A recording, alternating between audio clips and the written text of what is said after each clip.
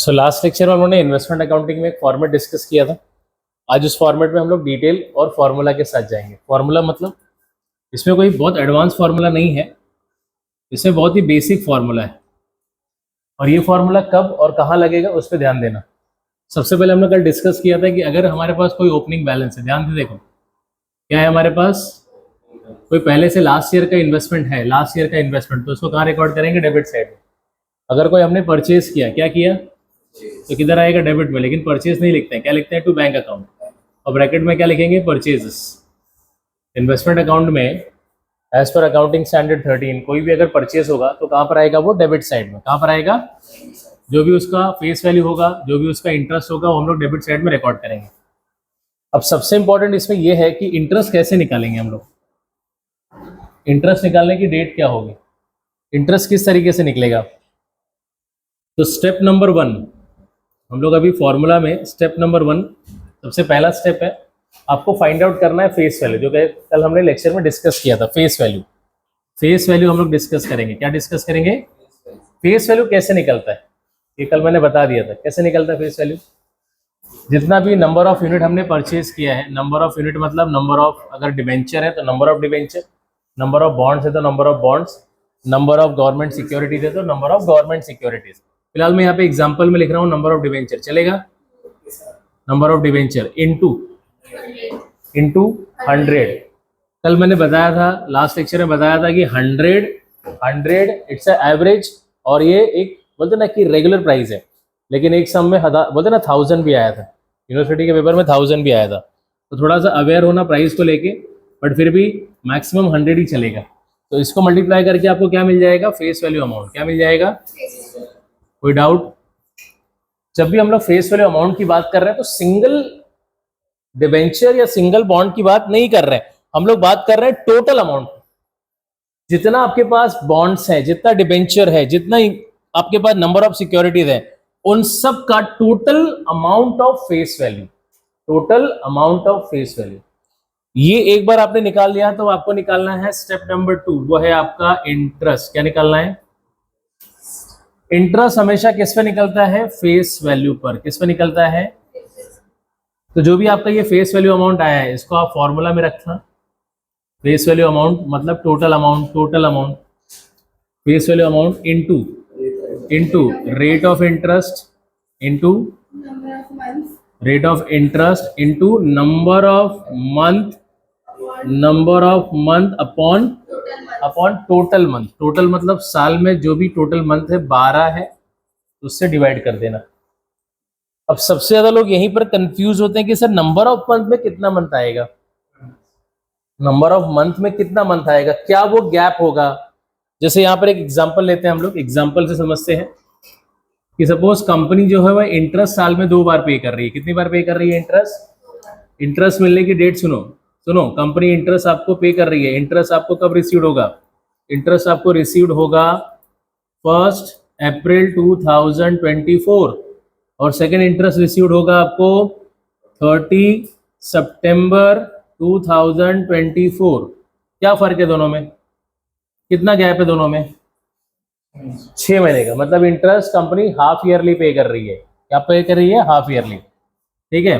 अब सपोज अगर आपको इंटरेस्ट मिलने का ये डेट है, अगर सपोज आपने परचेज किया है, कब परचेज किया? आपने परचेज किया 1 जून 2024। ध्यान देना जरा यहाँ पे, 1 जून 2024 को परचेज किया, तो इसके पहले इंटरेस्ट कब मिला था? 1 अप्रैल को। और इसके बाद में इंटरेस्ट कब मिलेगा? 30 सितंबर को। हम कहां पर है? हम लोग आज परचेज कर रहे थे, हम लोग आज कहां पर है? 1 जून को। तो हम लोग बीच में आ गए ना तो हम लोग जो हमारा फर्स्ट टर्म का इंटरेस्ट है ना उस डेट पे है, ना हमारा सेकेंड टर्म का जो इंटरेस्ट है उस डेट पर है। हम लोग कहां पर है? 1 जून पे है। अगर मैं इसको एक वर्किंग नोट में करूं, इसको मैं वर्किंग नोट में करूं, वर्किंग नोट में ध्यान से देखना, अप्रैल और फर्स्ट हाफ कभी खत्म होगा? सितंबर 31, और कभी खत्म होगा पूरा ईयर एंडिंग? मार्च। 6 मंथ ना? ठीक है, आपके डिटेल के लिए चलो बोलो मई, बोलो जून, बोलो जुलाई, बोलो अगस्त, सितंबर तो है यहाँ पे, बोलो बोलो बोलो बोलो अक्टूबर, बोलो नवंबर, बोलो दिसंबर, बोलो जैन, बोलो फेब, और यहाँ पे तो मार्च बैठा ही है पहले से। 12 महीने का टेनर वैसे भी मैंने यहाँ पे डिफाइन कर दिया है, लेकिन फिलहाल मेरा फोकस किस पे है? 6 मंथ पे है। कितने मंथ पे फोकस है मेरा? 6 मंथ पे फोकस है मेरा, है कि नहीं? यहां देखो फोकस मेरा किस पे? 6 मंथ पे फोकस है मेरा। किस पे फोकस है? 6 मंथ पे। थोड़ा ध्यान देना है यहाँ पे। अब आपको ये देखना है कि मैंने परचेस कौन सी डेट को किया। ये देखो परचेस की डेट क्या है? 1 जून। मैं कहां पर हूं? मैं इस डेट पे हूं, देखो यहां पर हूं मैं 1 जून यहां पर हूं ना। और कंपनी ने फर्स्ट टर्म का इंटरेस्ट कब दिया था? फर्स्ट टर्म का इंटरेस्ट, फर्स्ट टर्म अप्रैल में दिया था। और सेकेंड टर्म का इंटरेस्ट कब कंपनी देगी? सेकेंड टर्म में।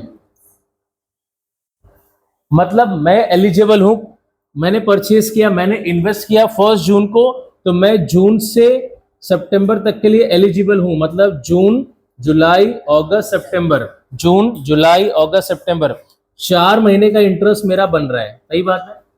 तो कितने महीने का इंटरेस्ट मेरा लॉस है? एकदम एब्सोल्युटली राइट। 2 महीने का इंटरेस्ट मेरा नुकसान है। तो इसी 2 महीने का इंटरेस्ट मैं परचेज पे निकाल के डेबिट में लिखूंगा। सर 4 महीने का नहीं लिख रहे? अरे 4 महीना पूरा होने तो दो। अगर मैं आज 1 जून पे खड़ा हूं, तो 1 जून मतलब वो कि जो फर्स्ट टर्म बीत चुका 2 महीना, और सेकेंड टर्म आने में अभी 4 महीना बाकी है। क्लियर है?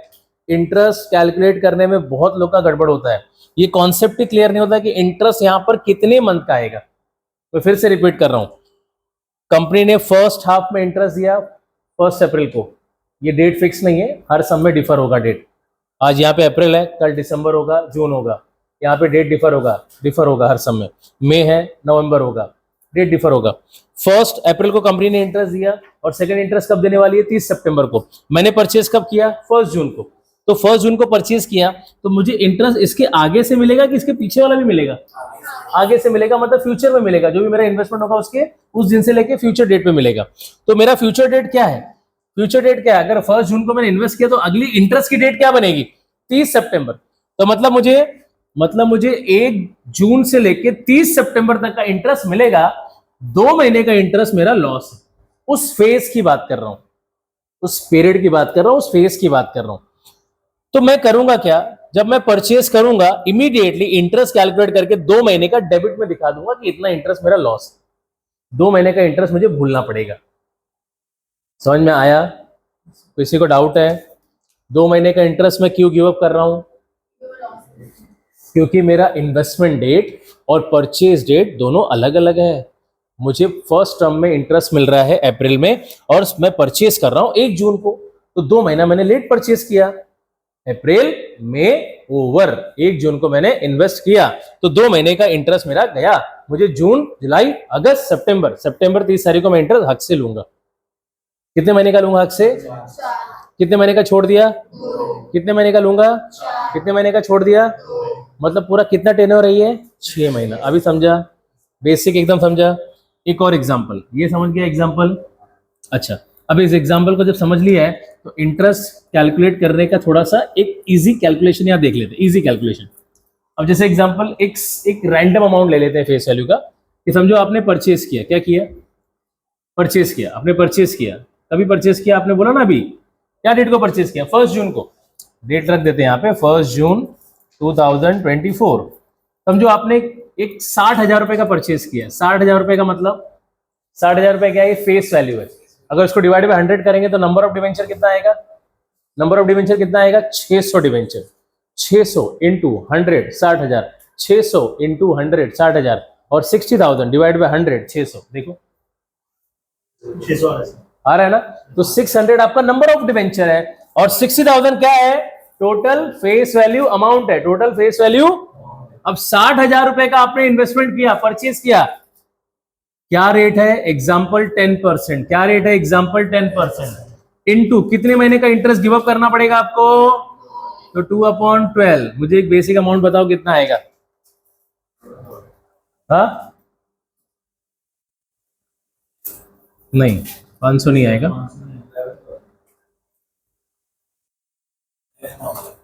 नहीं, 60,000 इंटू 10% दबाना, into 2/12, 1000, correct. This is your interest जो आपको गिव अप करना पड़ेगा। ये इंटरेस्ट आप लोग कहां पे रिकॉर्ड करेंगे? डेबिट साइड में। समझा? 1000 कैसे आया? कैलकुलेटर में 60,000 लिया, इंटू 10% प्रेस किया, इंटू 2 दबाया, डिवाइड बाई 12 दबाया, आएगा आंसर। नहीं आया? आया ना? चलो, ये वो इंटरेस्ट है जो हमें छोड़ना पड़ेगा, जो यहां लिखूंगा मैं 1000 रुपये। अब दूसरा चीज, सर क्या ये कम इंटरेस्ट होगा, एक्स इंटरेस्ट होगा? ऑफ कोर्स, क्वेश्चन में दिया रहेगा। अगर कम इंटरेस्ट है तो इसको कॉस्ट में से माइनस करेंगे।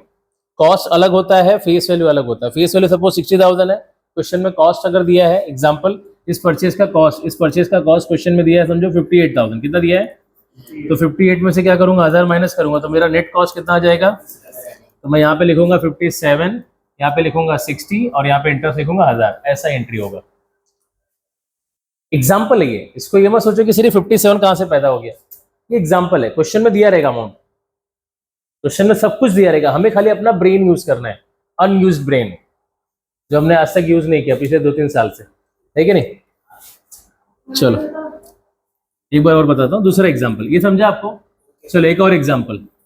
नहीं समझा कोई बात नहीं, एक और एग्जाम्पल से समझेंगे। अब आपको ये तो पता चल रहा है कि हम लोग को यहाँ पे अप्रैल से लेकर मार्च तक का एक सीक्वेंस क्रिएट करना ही पड़ेगा। ये सीक्वेंस अगर क्रिएट नहीं किया तो हम लोग को बहुत डाउट आएगा। मतलब हम लोग को एक रेलगाड़ी बनानी पड़ेगी जो अप्रैल से शुरू होगी और मार्च में खत्म होगी। ठीक है, चलो यहाँ तक कोई डाउट है? अभी हम लोग ने चैप्टर का बहुत एकदम बेस से स्टार्ट किया है कि परचेज किया तो अगर लेट परचेज किया है, कभी परचेज किया, थोड़ा लेट परचेज किया, तो उतना इंटरेस्ट हम लोग को गिव अप करना पड़ेगा। जितना लेट इन्वेस्टमेंट होगा उसके पहले टर्म का इंटरेस्ट आपका गया, हाँ उसके बाद के टर्म का इंटरेस्ट आपको मिलेगा। अगर हाफ ईयरली है तो साल में 2 बार मिलेगा, ईयरली है तो एक बार मिलेगा। चलो अब यहां देखो, स्टेप नंबर 2 स्टार्ट करने के पहले वापस एक एग्जांपल करेंगे हम लोग।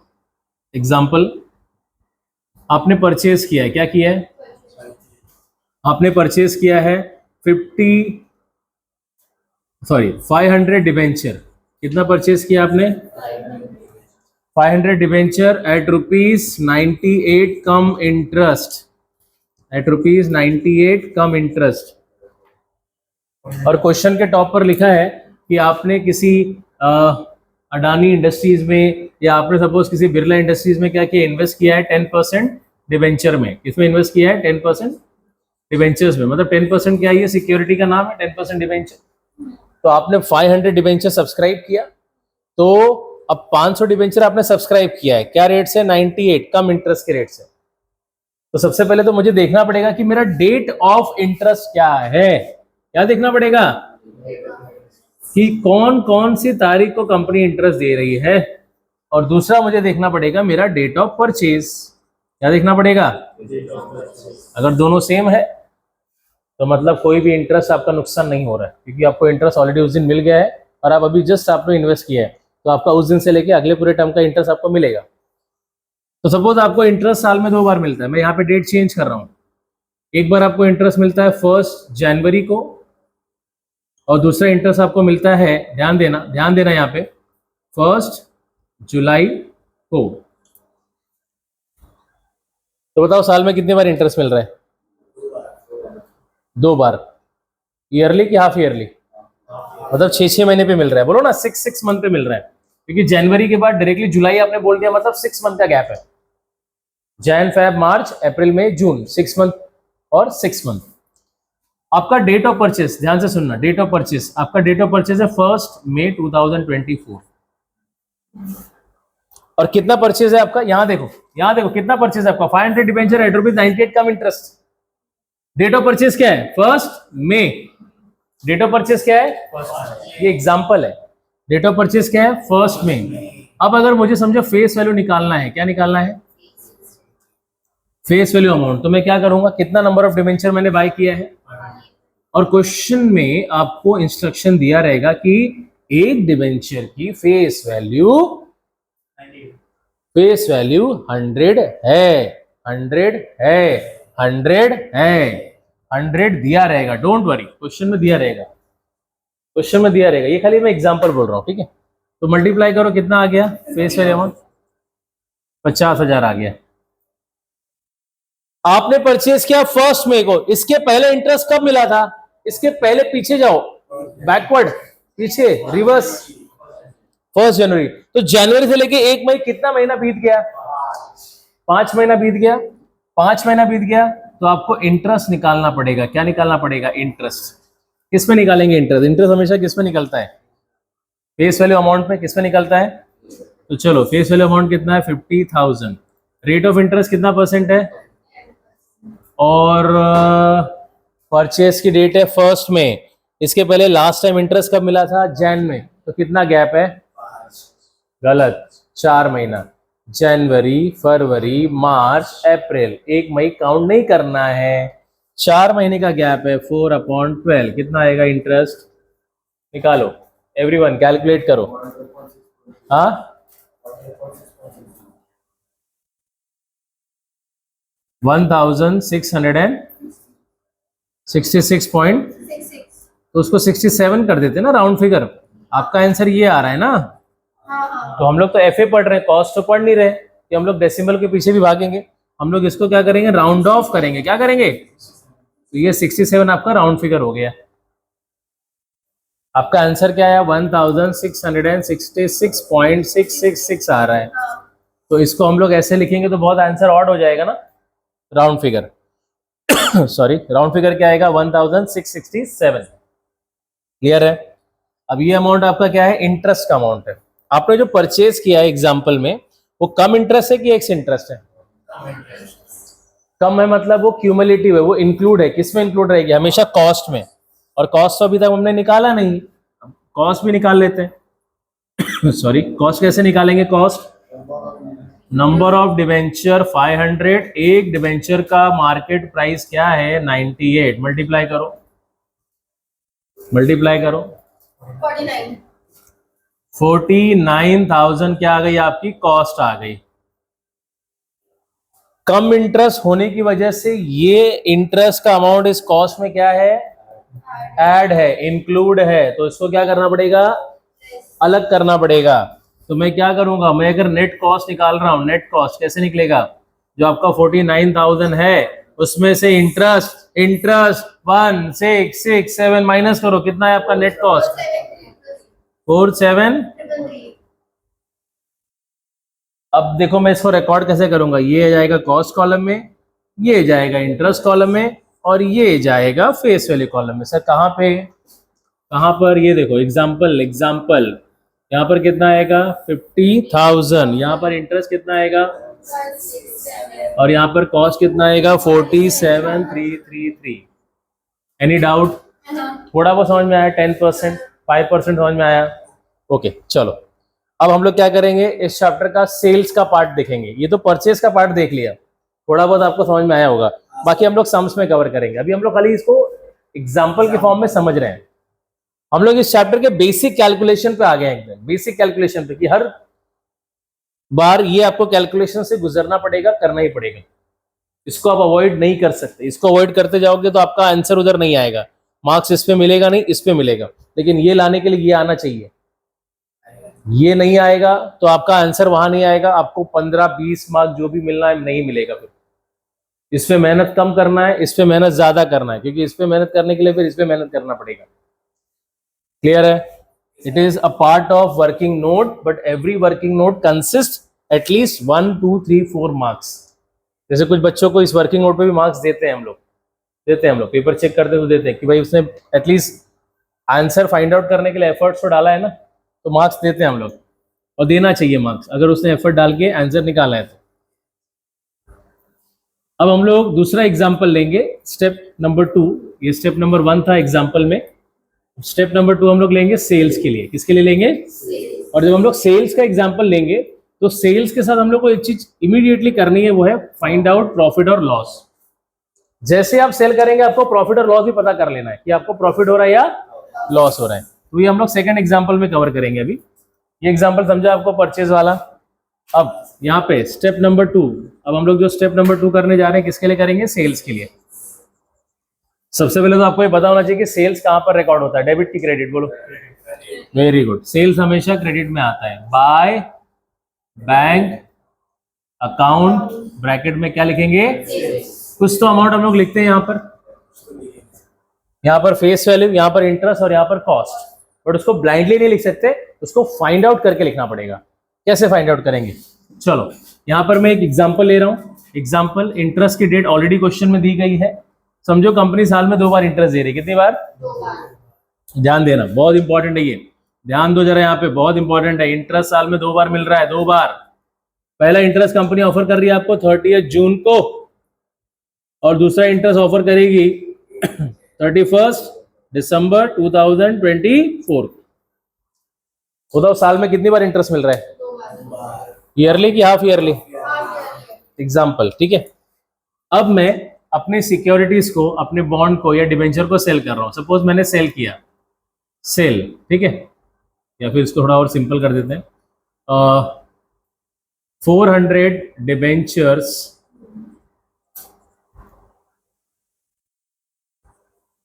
400 डिबेंचर हमने क्या किया, सेल किया at the rate of 99x interest, at the rate of 99x interest. और सेल की डेट भी मैं लिख रहा हूं, सेल की डेट है, सुनो मेरी बात ध्यान से, सेल की डेट है 30 सितंबर 2024।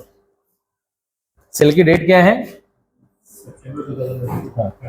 क्या ये डेट इंटरेस्ट डेट से मैच हो रहा है, नहीं हो रहा है, जरूरत नहीं कि मैच ही हो, अपने को क्या करना है, मैच हो या नहीं, अपने को तो ट्रांजेक्शन करना है। अब मेरा फोकस किस पे होना चाहिए कि मैं सेल कर रहा हूं, क्या कर रहा हूं, तो सबसे पहले मैं क्या निकालूंगा, फेस वैल्यू अमाउंट। क्या निकालूंगा, face value amount in total. Total मतलब कितना, बोलो, 400 डिवेंचर, एक डिवेंचर का फेस वैल्यू ऑलवेज ऑलवेज हमेशा कितना अज्यूम करेंगे, अज्यूम नहीं, क्वेश्चन में लिखा रहेगा, डोंट वरी, 100। तो कितना आ गया फेस वैल्यू अमाउंट, बोलो, टोटल अमाउंट 40,000। इंटरेस्ट, इंटरेस्ट मुझे निकालना पड़ेगा। सर इंटरेस्ट क्यों निकाल रहे हैं आप तो सेल कर रहे हैं ना, क्योंकि इंटरेस्ट की डेट और सेल की डेट डिफर है, दोनों में गैप है।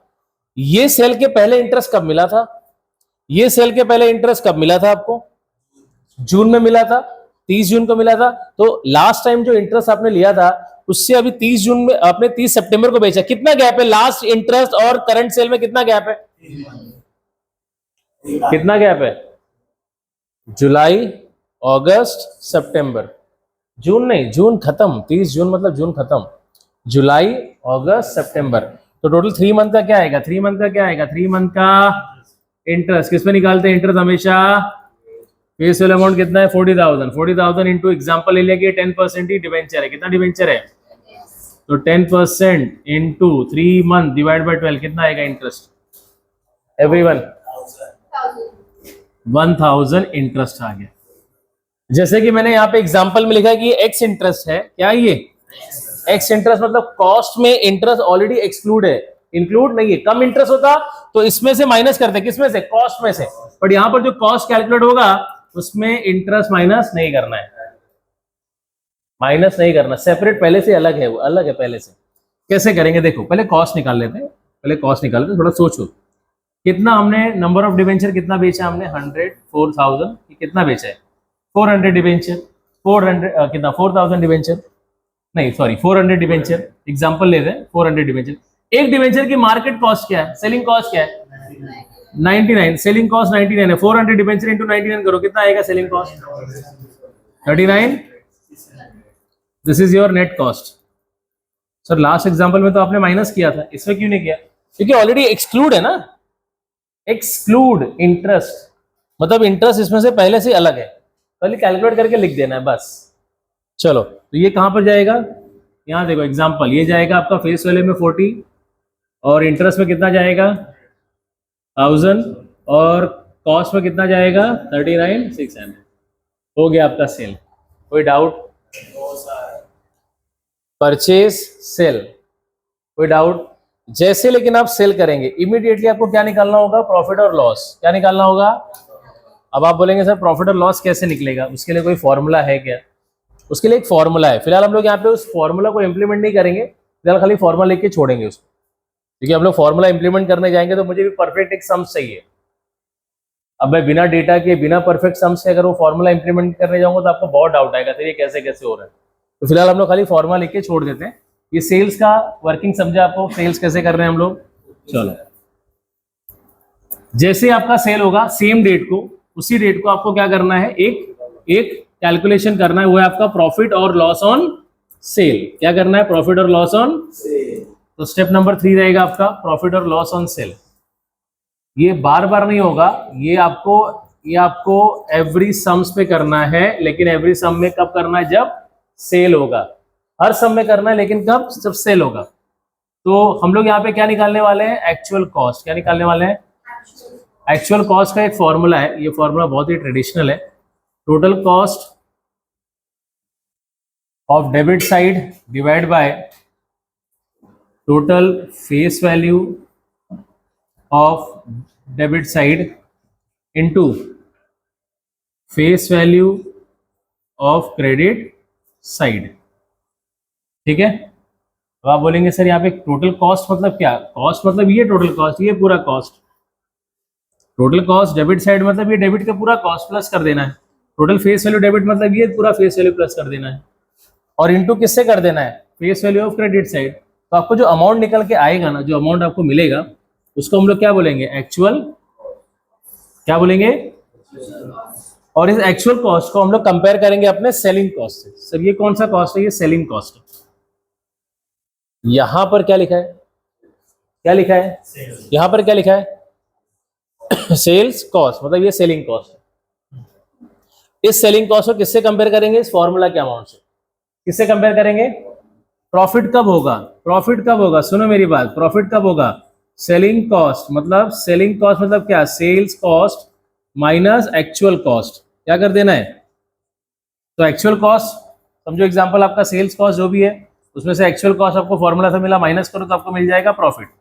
अच्छा, अगर ये अमाउंट आपको माइनस में आया तो लॉस है। सर ये माइनस में भी आता है क्या, यस। अगर आपका एक्चुअल कॉस्ट ग्रेटर है और सेलिंग कॉस्ट लोअर है तो आपको लॉस ही होगा ना।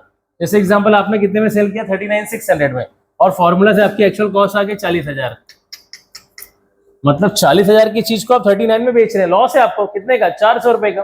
लेकिन आपने फॉर्मूला से कैलकुलेट करके एक्चुअल कॉस्ट 38,000 ही आया, तो आपको प्रॉफिट है कितने का, 1,600 का डिफरेंस।